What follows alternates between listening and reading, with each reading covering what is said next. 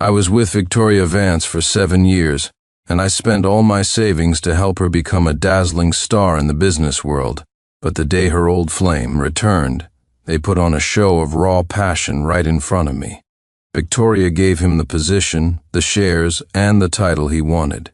She reassigned me to the lowest paying job in the entire company, trying to force me out. But she'd completely forgotten that I was the backbone of this company. Without me, her company was doomed to fail. Pushing open the conference room door, I saw Victoria Vance at the head of the table, with Ethan Croft right beside her. They acted like a couple deep in love, their intimacy blatant, completely ignoring that this was the office. Victoria usually hated mixing business with pleasure. When Ethan Croft saw me, a mocking, triumphant smile spread across his face. He was Victoria's unforgettable first love. I'd seen him in a video once. The shareholders filling the room all had the look of people ready for a good show. Looks like Sincere Clark got dumped. You think he's going to cough up blood? He helped Ms. Vance build this company from scratch and never took a single share. Ms. Vance never cared about him. He just looks a little like Vice President Croft.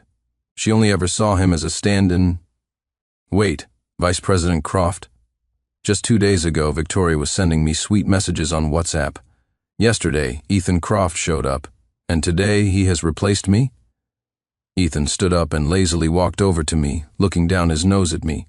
The overpowering scent of his cologne made my head spin. I couldn't help but frown. Mr. Croft, have you had a career change?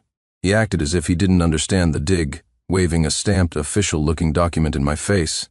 Mr. Clark, effective today, you are removed from your position as vice president. You are being reassigned as a designer's assistant. The monthly salary is $2,000. From now on, I am the one and only vice president of this company. He poked my shoulder with his index finger and leaned in to whisper in my ear. Sonny, the company you fought for 7 years to build, it's mine now. Your woman? She's mine too. I met with Victoria yesterday, and today she called a shareholder meeting. Not only did she give me a position, but she also gave me 10% of the company's shares. Tisk, tisk, the woman you love doesn't give a damn about you. He chuckled softly. And you? You can either get lost on your own, or you can stay here and be a dog for me to order around. With that, he took out his phone and played a video for me. On the silent screen, 2 naked bodies were tangled together on my bed. They were completely engrossed. It was utterly disgusting. A sharp, stinging pain pricked at my heart. The woman I had stood by for 7 years was a rotten person. The love I had given for 7 years felt like a piece of rotting flesh. Cutting it out would be agonizing, but the pain is temporary. I had to cut my losses. Looking at the smug man before me, I had to admit his features did resemble mine. Victoria and I were college classmates and each other's first love. One day, in our 2nd year of dating, I was using her laptop and stumbled upon a file named, "One Day, You'll Come Back Begging." We had promised at the beginning of our relationship to have no secrets from each other. Curiosity got the better of me, and I opened the file. In the video, Victoria was on her knees holding a bouquet of flowers. Ethan Croft stood before her, mocking her condescendingly. Vance, why don't you take a good look at yourself? A poor girl from the sticks like you thinks she's worthy of chasing me? Stop embarrassing me and get lost. If you bother me again, I'll make sure you don't graduate. Ethan snatched the bouquet and smashed it over Victoria's head. The rose thorns scraped her face, drawing beads of blood. A socialite-looking woman standing nearby stepped forward, slapped Victoria across the face, and spat a stream of curses at her. Then, she spat on her before walking away, laughing, with her arm linked through Ethan's. Victoria knelt there as if frozen, her head bowed for a long time, oblivious to the pointing and whispering of the people around her. I closed the video before it finished, completely stunned. She had never mentioned Ethan Croft to me. I never knew that the woman I loved so dearly had endured such humiliation. Yet the moment the man who had despised her back then decided to return, the doormat from all those years ago was placing him back on a pedestal. Chapter 2. I looked at the man in front of me and couldn't help but laugh. These days, professional homewreckers were making career moves into corporate vice presidencies, and they even had these stuffy old shareholders fawning over them. As I thought, they were all just useless opportunists.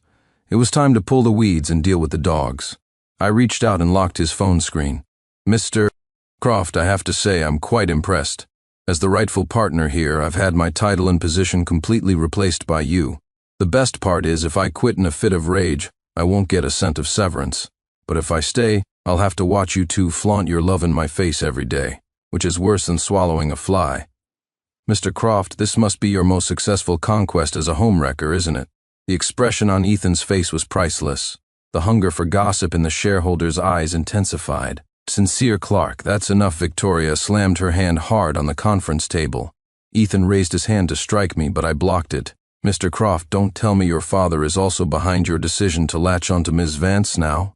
After he rejected Victoria, he had relationships with several rich older women, all of which ended badly.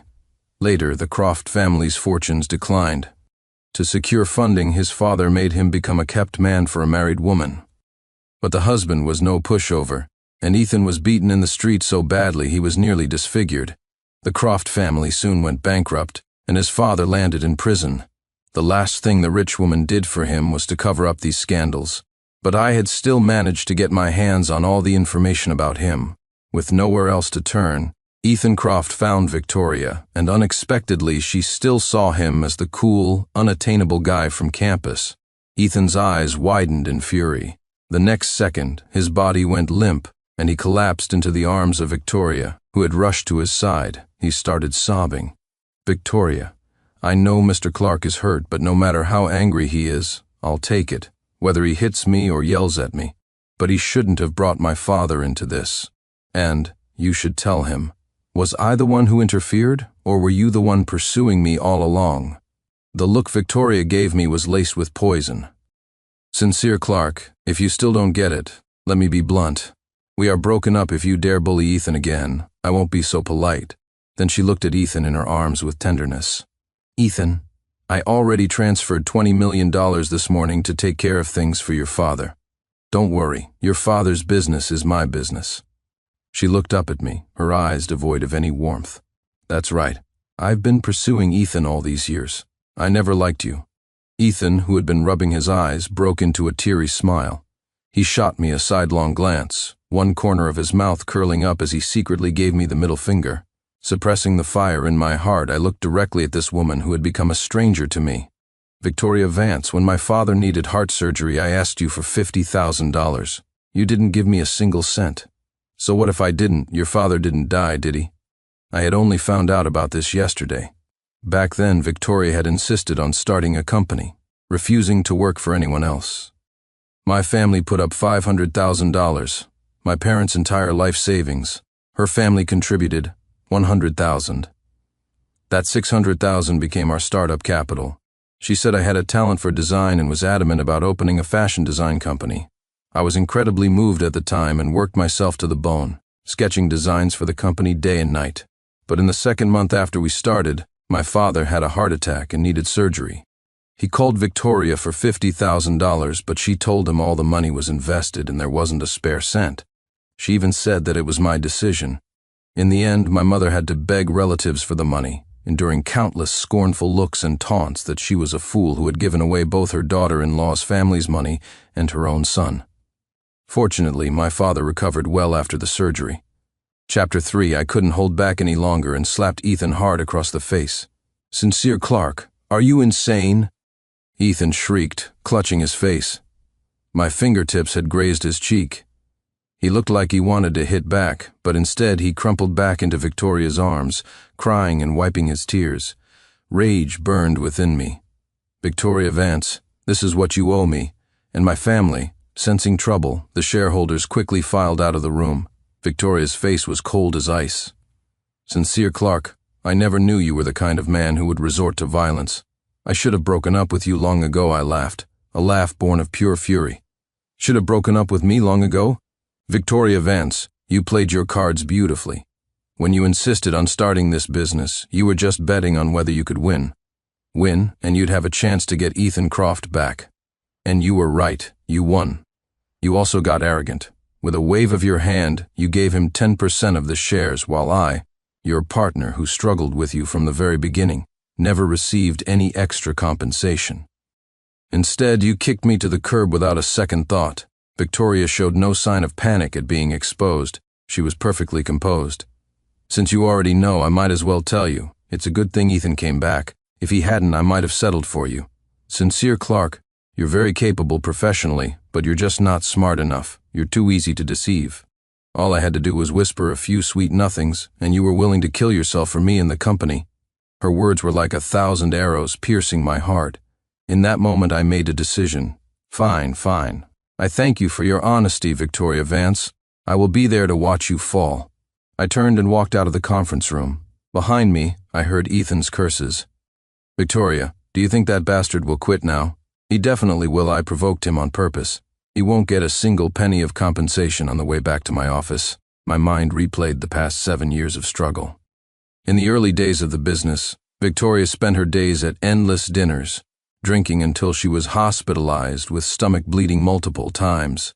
Yet she never managed to get a single business card from those potential partners. We worked through the night almost every day. For a while, my hair was falling out in clumps, and my health suffered.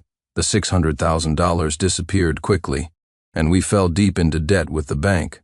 Back then, we would put on a show of generosity, treating people to dinner, and after politely seeing them off, we would pack up the leftovers for our meal the next day. To save money, we'd often take 5 or 6 different buses and then walk 2 kilometers back to the office. During the sweltering summer, to save on air conditioning, the entire office had only one standing fan, and that small, mold-infested office was our company by day and our home by night. Despite those humiliating and difficult times, fortune did not smile upon us. We were drowning in debt, until one day Victoria fell into a deep sleep for 2 days after a night of drinking, and I panicked. I stopped my frantic, round-the-clock sketching, and went out to find a lifeline. Everything turned around. We started turning a profit, gained some recognition, and eventually partners were lining up at our door begging to work with us. We made an incredible amount of money. The company grew larger and larger, and Victoria's face appeared in the business section of magazines more and more often. But she always refused to talk about marriage or our personal relationship. She never gave me a single share of the company's stock. I was just like any other employee, earning a salary that matched my position.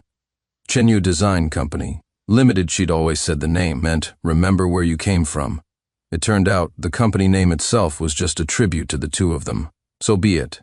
It was all a calculated scheme. But Victoria had forgotten something. After all these years of devotion to the company, if I could build it up and hand it all to her, I could also take it all back.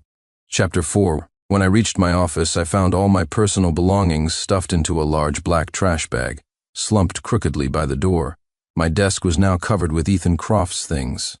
The employees I had mentored looked at me with red-rimmed eyes, full of anger and sorrow. "Don't be upset. This is a good thing." I smiled to reassure them. "Mr. Clark, that scheming pretty boy stole everything from you. How can you be happy about it?" said Lily Shaw, the young lady closest to me, wiping away tears of indignation. I patted her on the shoulder. Even fate is on my side. I gave them a rough outline of my plan, and the looks on their faces transformed from resentment to excitement and anticipation. "Don't worry, Mr. Clark. We'll stick to our posts and do our jobs well." I nodded in satisfaction.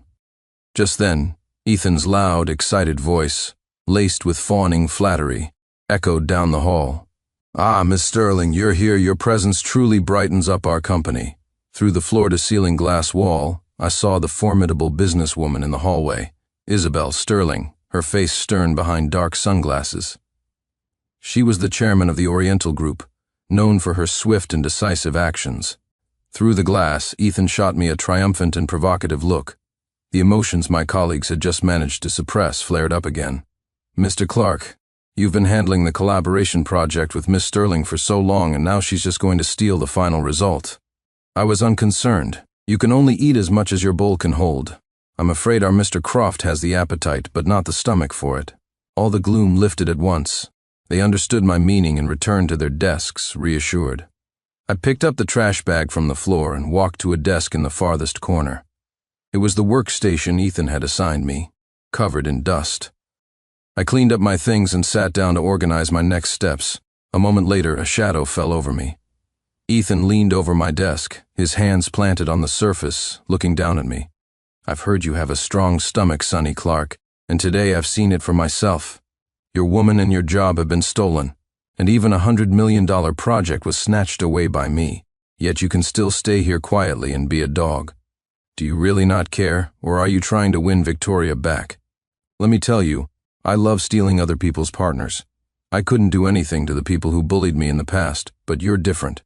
I want you to watch with your own eyes as Victoria and I walk down the aisle. He leaned closer. Oh, and by the way, I plan to send you the videos and pictures of our passionate nights together the next day. We can enjoy them together. You really should learn how to keep a woman. I couldn't help but let out a snort of laughter. Mr. Croft, are you really that proud of what you've done? Don't forget why your father is in prison. This time it was your father. Who knows who it'll be next time? Also, what's the fun in sending your videos and pictures to just me? Why not send them to the entire company so everyone can appreciate them? Ethan's face changed, but he quickly composed himself. Sonny Clark, am I to understand that you're just trying to save face? Forget it. You're just a poor fool abandoned by a woman. Go get me a glass of water. I remained seated and dismissed him. Aren't you afraid I'll poison it, Mr. Croft? It's working hours. You shouldn't be standing here distracting me from my work. Having failed to get a rise out of me, Ethan was furious. He stood up straight and clapped his hands loudly. Today is my first day as vice president, and I've also signed a huge contract. Tonight, I'm treating everyone to dinner to celebrate. Everyone except Sincere Clark. He's staying behind to prepare the materials for tomorrow's meeting. Cheers erupted in the office, and many colleagues immediately began to flatter him. I watched the scene unfold, unmoved. After work, Ethan walked out with his arm around Victoria, surrounded by a crowd of fawning employees. Everyone was praising him, saying the new boss was making a strong start, handsome and capable. Ethan looked back, gave me a defiant smile, and then leaned in to kiss Victoria on the cheek. The cheering grew louder. Chapter 5. A short while later, they arrived at the restaurant. Ethan and Victoria were leading the way, but when they turned around, they saw everyone crossing the road. Hey, where are you all going? Ethan yelled. The colleagues turned and waved at the two of them. Thanks for covering our cab fare, but we only have plans with Mr. Clark. From across the street, standing at the window of a private dining room, I raised my glass of red wine to Ethan in a mock toast. Ethan was about to explode with anger. If any of you dare to go to that useless person Sincere Clark's party today, I'll fire you tomorrow. The employees walked on with confident strides, their backs to him. Whatever. This company is rotten anyway. A company where a homewrecker can call the shots? Fire away. Victoria's face turned ashen. Take one more step, and I'll dock half a month's pay from all of you. The colleagues just laughed. You think you can scare us? Soon the private room I was in was buzzing with energy, everyone celebrating without a care in the world. Just then, Ethan and Victoria appeared at the restaurant's entrance but were stopped by security. I'm sorry, this is a members-only establishment. Ethan rolled his eyes. It's just about money, isn't it? Fine. How much is a membership? Apologies, but our owner has specified that anyone can become a member, except for the two of you. Ethan shrieked with rage. Who is your owner? Who get him out here? The security guard's mouth twitched. I'm very sorry, but the owner said he has no interest in communicating with scumbags. Scumbags? Who the hell is your owner? You better tell me right now. I'm going to expose you all online. As a crowd began to gather, Victoria, unable to bear the humiliation, dragged Ethan away. But Ethan, still fuming, came and stood under our window and started shouting my name and cursing. My colleagues shook their heads. Miss Vance must be blind. How could she fall for a guy like that? Well, birds of a feather flocked together. At that moment, someone picked up a glass of wine, walked to the window, and dumped it out with a splash. Oops, there was a bug in my wine. A squeal like a stuck pig came from Ethan below. Who was that? Who poured wine down here? Others quickly followed suit. Caught completely off guard, Ethan was drenched in wine.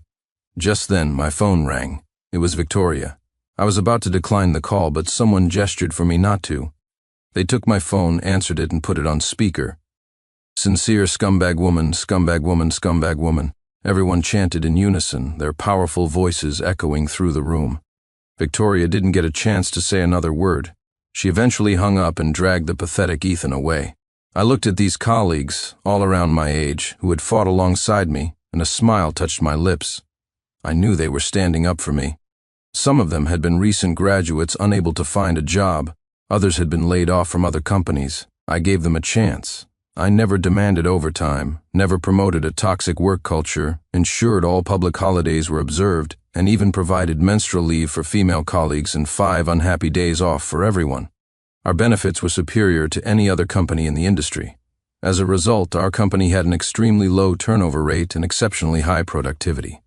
We became the benchmark in our field, but our competitors could never replicate the essence of our management style. This was also why Victoria refused to give me any shares. She said I wasn't a competent entrepreneur. That night, Victoria announced her and Ethan's engagement on her personal and company social media accounts. In her explanation for our breakup, she took several thinly veiled shots at me. "You two should lock it down forever, and please don't re-enter the market to harm anyone else." Colleagues flooded the comments section with messages like this, and Victoria quickly disabled comments. She was just trying to get back at me for Ethan. Chapter 6. When payday arrived, as expected, everyone's salary was cut in half, including mine. But no one seemed to care. After the dinner incident, Ethan knew the staff wasn't on his side. He started nitpicking at everything, trying to drive everyone away and replace them with obedient followers. But he was unwilling to pay severance, so he tried to make their lives miserable until they quit on their own. No one paid any attention to his passive-aggressive behavior and continued to work diligently. After a month, the design drafts submitted to him were clearly just token efforts. Everyone sent their real work to my email, and I continued to provide guidance and revisions. After all, Ethan was an amateur. The atmosphere in the company became a huge headache for Victoria, but she couldn't bring herself to criticize Ethan in the slightest. But her beloved was pushing her into an abyss. One day, Isabel Sterling's phone rang. After months of being unable to provide new samples, Victoria was at her wit's end. Her voice was hoarse, and she sounded like she was about to kneel and beg over the phone. "Miss Sterling, Ethan is the new vice president and wasn't very familiar with the contract details, so he didn't read it carefully before signing. It's all Sincere Clark's fault for not handing things over properly. Could you please be merciful and void this contract? Can we please sign a new one?" Isabel leisurely sipped her tea. "Miss Vance, I'm a businesswoman. Breaching contracts is not my style." Victoria panicked. Miss Sterling, could we please meet in person? The penalty for breach of contract is not a small sum. "A meeting is fine, Miss Vance. However, the only place I'll be seeing you is in court." Isabel hung up.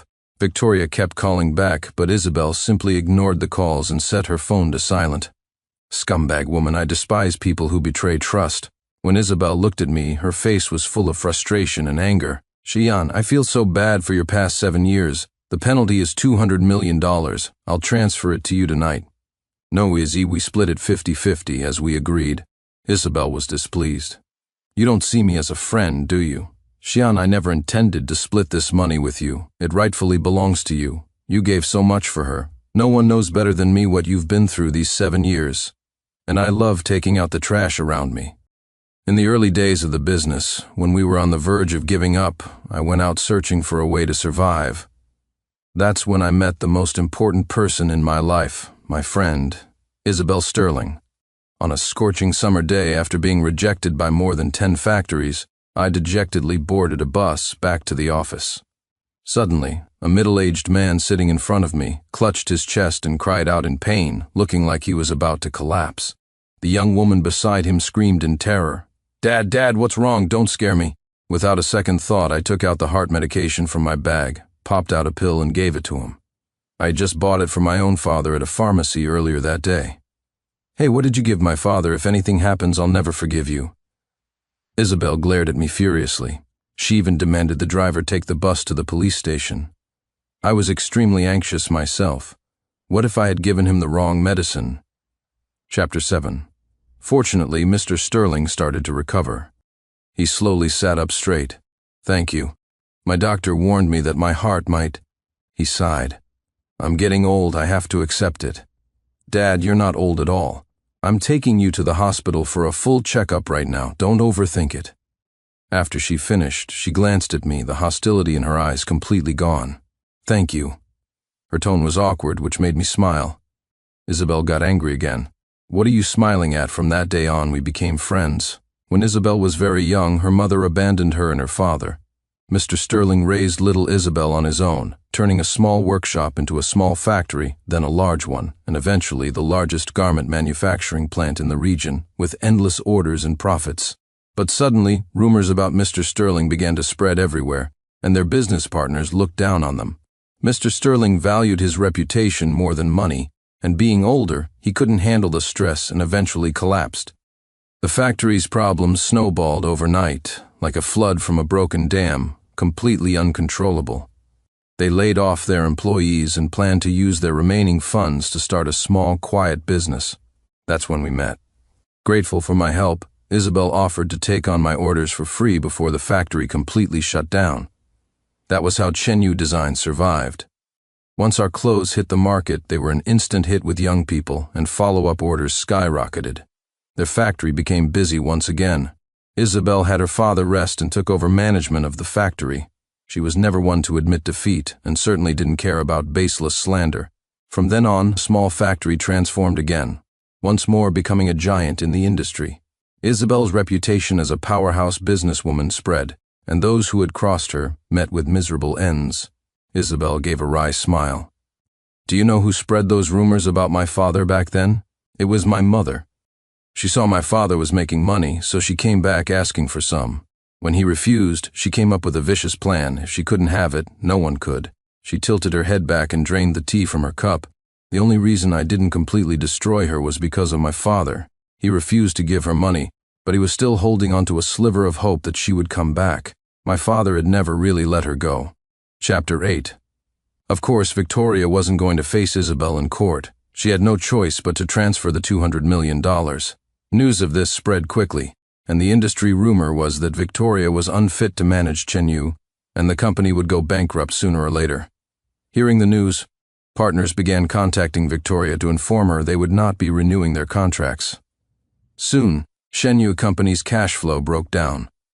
Victoria walked around the office every day with a dark expression, berating department heads mercilessly, but she never uttered a single word of criticism toward Ethan. The entire company was filled with complaints, but no one dared to speak up. The turnover rate was terrifyingly high. The company fell into a vicious cycle of decline. Just as the company was on the brink of bankruptcy, an investor suddenly injected capital. Chenyu was brought back to life. Victoria and Ethan became even more brazen in the office, constantly kissing and cuddling. Ethan called me into his office. He tapped away at his keyboard while boasting. "I've put on quite a show for you. How does it feel, Sonny Clark? Pretty satisfying, huh? But let me tell you, this new investment is all thanks to me." I looked at his smug face. "But Ms. Vance's shares are almost all sold off because of you." He looked up and glared at me. "What do you mean? Don't think I don't know what you're up to. You want the company for yourself. Sonny Clark, you're dreaming. This company will be destroyed before it ever falls into your hands. You don't have the capital." I was confused. "Vice President Croft, why do you hate me so much?" He smiled. "Hate you? No, I just want to completely crush the original partner. I've never been this successful before, and you just happen to be in the line of fire. That's the reason." So, Ethan was a madman. He had interfered with those rich women's lives and been beaten down by their partners too many times. He needed to reclaim his pride at my expense. Soon, it was time for the annual industry gala, an event attended by all the big names. To my surprise, Ethan Croft was there. He was dressed in a custom-tailored suit, holding a glass of red wine and strutting through the banquet hall like a proud peacock, constantly taking pictures with his phone and posting them on social media. He even had a young woman following him, recording a video for a live stream. He was acting like a celebrity. Ethan had never attended such a grand event before. What kind of riffraff are they letting in here? It's polluting the air and lowering our standards. I'd love to smack that look off his face. He's a professional homewrecker, a kept man who'll do anything for money. A group of wealthy businessmen gathered together, their disdain for Ethan palpable. Isabel clinked her glass with mine. "Let him have his moment," I smiled. "He has no idea this will be the highlight of his life." A short while later, Victoria burst into the venue. She walked up to Ethan, her eyes shining. "Ethan, you look so handsome today with that." Victoria dropped to one knee, holding a bouquet of flowers in one hand and a massive diamond ring in the other. "Ethan, will you marry me?" Unexpectedly, there was no cheering or congratulations, only sighs and scorn. Isabel sneered. How disgraceful. Victoria looked at Ethan expectantly, but his gaze was fixed on me. "Sincere Clark, this is the scene you've been waiting for, isn't it?" How about I transfer this proposal to you? Victoria's face changed dramatically. Ethan, we have so many witnesses. You can't make a joke like this. Ethan chuckled. Miss Vance, you didn't really think I would say yes, did you? Your company is almost gone, and your shares are almost gone. What would I gain by being with you? Chapter 9. The color drained from Victoria's face. Ethan, you... Ethan raised a hand, and a young assistant behind him stepped forward with a document. Miss Vance, perhaps you should take a look at this. Victoria's expression shifted from confusion to fury, the veins on her forehead throbbing. Ethan Croft, what is the meaning of this? Ethan took a delicate sip of his wine. It means the board of directors is kicking you out. Miss Vance, you have nothing now. Why would I possibly accept your proposal? Oh, and by the way, the person who acquired your company and shares is my new girlfriend, and my fiancée. The same scene was playing out again. Victoria threw down the flowers and the ring and lunged forward, trying to strangle Ethan, but my bodyguards intercepted her. Ethan Croft, you venomous man, you came back to me just to scheme for my company. I was so blind to believe your lies because of you. I lost Sincere, and now I've lost my company. I'm going to take you down with me today. Victoria was held fast by the bodyguards, unable to move. Ethan stepped forward and lifted her chin with his hand. You're wrong. I came to you hoping you could get my father out of prison. But you're useless. You couldn't do anything, and you even lost the company. So pathetic. Just then a refined woman with gold-rimmed glasses walked over. Ethan's expression instantly changed to one of fawning tenderness. My dear Martha, you're here? He immediately linked his arm with the woman's, their intimacy on full display. You'll sleep with anyone, won't you? Look at her, she's old enough to be your mother. Victoria shrieked. Ethan was unconcerned. Victoria, you're just a broke loser now. My current girlfriend has dozens of overseas companies, is worth tens of billions, acquired your company, and can get my father out of prison. So what if she's a bit older? I'm happy. Ethan Croft, you bastard, you'll die a horrible death. Victoria struggled and screamed curses as the bodyguards dragged her out of the venue. After all, this gala was hosted by Isabel. I wasn't going to let this low-class drama play out for long. The hall fell temporarily quiet. Ethan, with Martha Cole on his arm, walked up to me, overcome with triumph. Sincere Clark, I don't know how you managed to sneak into this event, but the woman you love is now a penniless nobody, and the company you wanted now belongs to me and my dear Martha. If you get on your knees and beg me, I'll let you stay at Chenyu. Is that so? I asked. Ethan gave Martha a look full of affection. Go on, Neil, I'm a man of my word. But then, Martha abruptly shook off Ethan's arm and stood by my side. She was incredibly respectful. Mr. Clark, I apologize for what you've had to endure. Ethan froze, unable to process what was happening. He pointed between me and Martha. You two, what is this? I smiled as I watched his expression shift from confusion to horror. Let me introduce you. Your dear Martha is my housekeeper. Martha picked up where I left off. Mr. Croft, we're breaking up.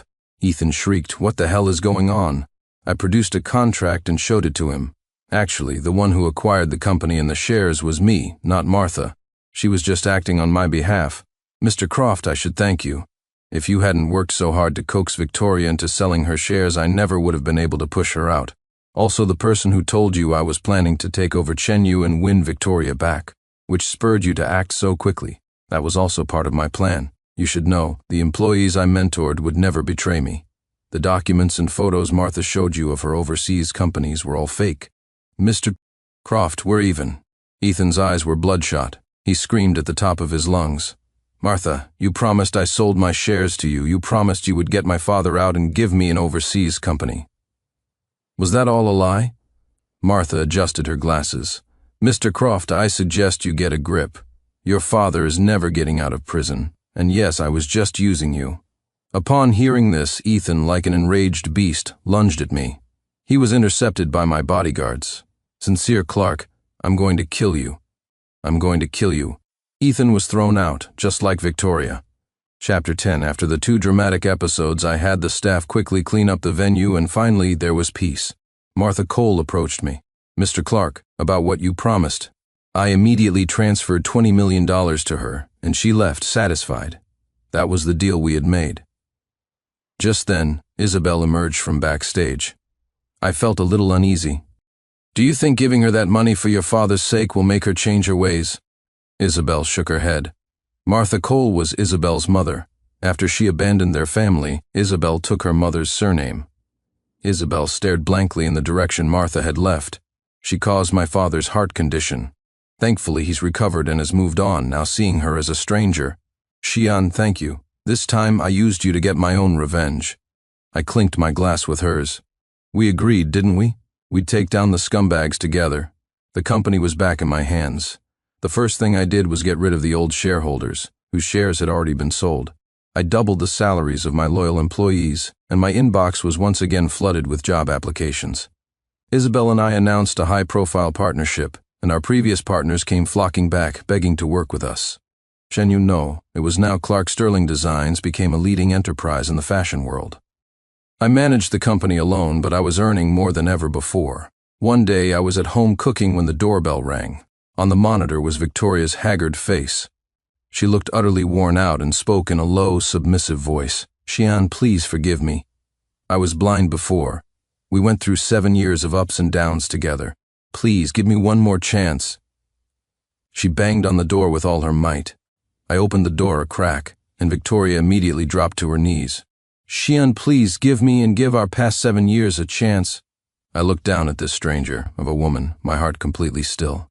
Miss Vance, the moment you demoted me, it was over between us. Victoria shot up, a dagger suddenly pressed against my neck. Her face twisted into a strange, terrifying smile. Sincere Clark, if you won't agree, then you might as well die, thud. Victoria stared at me, her body went limp, and she collapsed. Behind her stood Isabel, holding a fire extinguisher. She dropped the extinguisher on Victoria's body and dusted off her hands. Good thing I got here in time. You really shouldn't have opened the door for her. Ever since I took over the company, Isabel and I had become neighbors. I was still shaken. I had no idea she had fallen this far. The police arrived quickly. As Isabel and I ate our meal, we watched the news on TV. Ethan Croft was dead. He had been dragged into a car by Victoria, driven to the seaside, his hands and feet bound, a large rock tied to his feet, and thrown into the ocean. No matter how resourceful Ethan was, there was no chance of survival. After sinking him into the sea, Victoria had come to find me, already in a murderous rage. But I had no idea what had happened. Thank goodness Isabel was there, or things could have ended very differently. Martha Cole was dead. She was a gambler. I had promised her $20 million to pay off her debts in exchange for her help. After it was all over, she got entangled with Ethan Croft again. After a night of passion, Ethan stabbed her in the carotid artery. Isabel was silent for a long time. Finally, she managed a faint smile. I knew she would end up like this. In a way, it's revenge for my father. Xian, don't worry. She never fulfilled her duties as a mother. I don't feel sad for her at all. I took her hand. From now on, things will only get better for us. When the news alert about Victoria's execution popped up on my phone, I was sitting next to Isabel on a plane headed to a tropical island. Through the thick clouds, the sun was bright and dazzling. I turned to look at Isabel, who was engrossed in reviewing some documents, and I couldn't help but smile. From now on, there was nothing but good days ahead.